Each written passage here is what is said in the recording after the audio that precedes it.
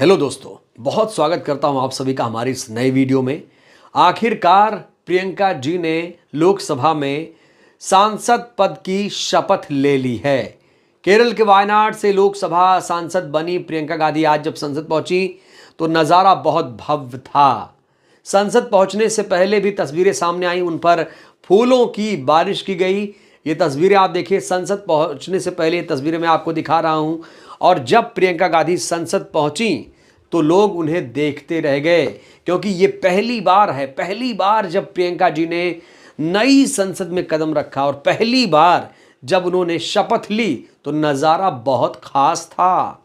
तो आपको वो वीडियो दिखाना चाहता हूं जब प्रियंका जी शपथ ले रही थी तो क्या कुछ चल रहा था सदन में। सबसे पहले इन तस्वीरों को जरा आप देखिए। अब देखिए, यहां पर प्रियंका जी शपथ ले रही हैं। गौर करने वाली बात यह है कि शपथ लेते समय उनके हाथ में संविधान की किताब है। संविधान की किताब क्यों है उसके बारे में हम आपको आगे बताएंगे। और जिस तरीके से शपथ ली है प्रियंका जी ने, उसको लेकर बहुत सारे लोगों ने रिएक्शंस भी दिए हैं, जैसे सोनिया जी ने, सचिन पायलट जी ने, इमरान प्रतापगढ़ी जी ने। इन्होंने भी मुबारकबाद दी है, किस अंदाज में वो भी मैं आपको आज इस वीडियो में दिखाऊंगा। तरीके से राहुल गांधी लगातार संविधान लोकतंत्र का मुद्दा उठाते हैं, प्रियंका जी भी उसी रास्ते पर हैं। उन्होंने भी संविधान को ही सर्वोपरि माना है। तो चलिए आपको वो वीडियो भी दिखा देते हैं कि किस तरीके से प्रियंका जी ने आज शपथ ली है। ये वीडियो भी अपने आप में ऐतिहासिक है, शानदार है। इस वीडियो को मुझे लगता है आप लोगों को देखना चाहिए। देखिए। मैं प्रियंका गांधी वाड्रा, जो लोकसभा की सदस्य निर्वाचित हुई हूँ, सत्यनिष्ठा से प्रतिज्ञान करती हूँ कि मैं विधि द्वारा स्थापित भारत के संविधान के प्रति सच्ची श्रद्धा और निष्ठा रखूंगी। मैं भारत की प्रभुता और अखंडता अक्षुण्ण रखूंगी तथा जिस पद को मैं ग्रहण करने वाली हूँ उसके कर्तव्यों का श्रद्धापूर्वक निर्वहन करूंगी। जय हिंद। प्रियंका जी ने जैसे ही शपथ ली तमाम लोगों ने रिएक्शन देना शुरू कर दिया। सबसे बेहतरीन रिएक्शन आया है संजय राउत जी की तरफ से, जो उद्धव शिवसेना पार्टी के बड़े नेता माने जाते हैं महाराष्ट्र के। प्रियंका गांधी की तारीफ करते हुए संजय राउत ने कहा कि आज संसद में शेरनी आ गई है।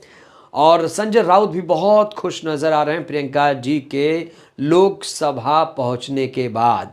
इस बीच इमरान प्रतापगढ़ी, जो राज्यसभा सांसद हैं, मशहूर शायर भी हैं, उन्होंने क्या कुछ कहा है। उन्होंने एक शेर पढ़ा है, मैं आपको बताना चाहता हूँ क्या शेर पढ़ा है उन्होंने। लाजवाब शेर पढ़ा है। इमरान प्रतापगढ़ी जी ने राहुल गांधी, प्रियंका गांधी और सोनिया गांधी की तस्वीर साझा करते हुए क्या शेर लिखा है, देखिए।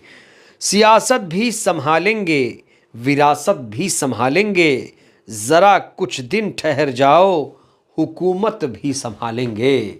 जो तस्वीरें आप देख रहे हैं इसका क्या मतलब है? सोनिया जी राज्यसभा में सांसद हैं, राहुल और प्रियंका लोकसभा के सांसद हैं। तो इसी पर मोदी सरकार पर निशाना साध रहे हैं इमरान प्रतापगढ़ी जी और कह रहे हैं भैया कुछ दिन ठहर जाओ, हुकूमत भी हमारी होगी।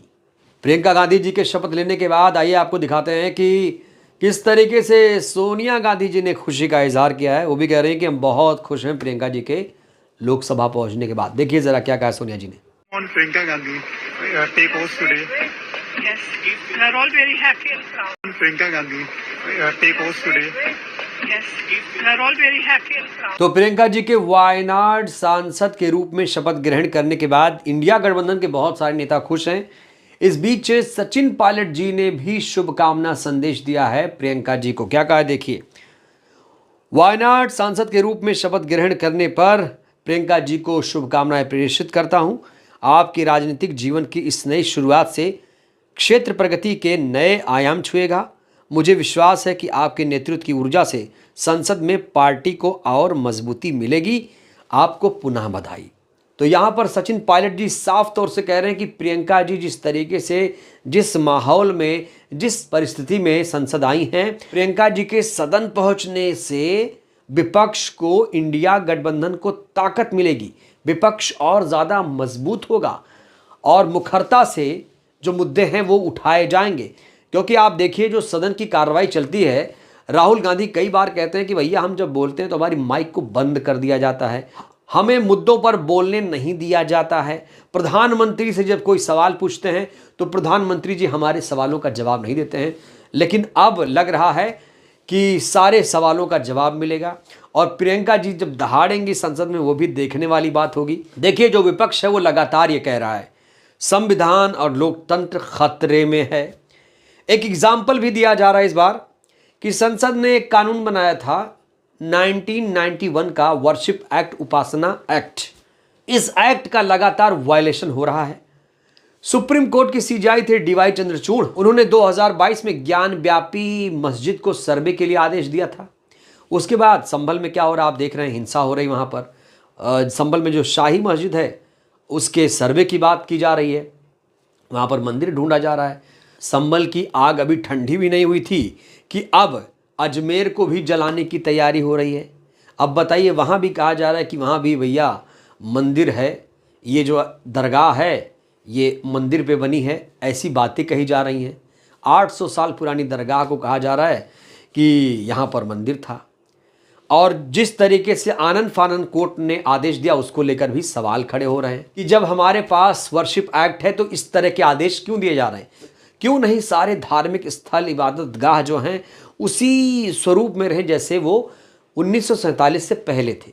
इस एक्ट के अनुसार अगर मैं बात करूं तो ये जो कानून है यही कहता है कि जो भी धार्मिक स्थल जिस स्थिति में है वैसे ही रहेंगे, उससे कोई छेड़छाड़ नहीं होगी। हालांकि इसमें अयोध्या जो मामला था वो एक अपवाद के तौर पे रखा गया है।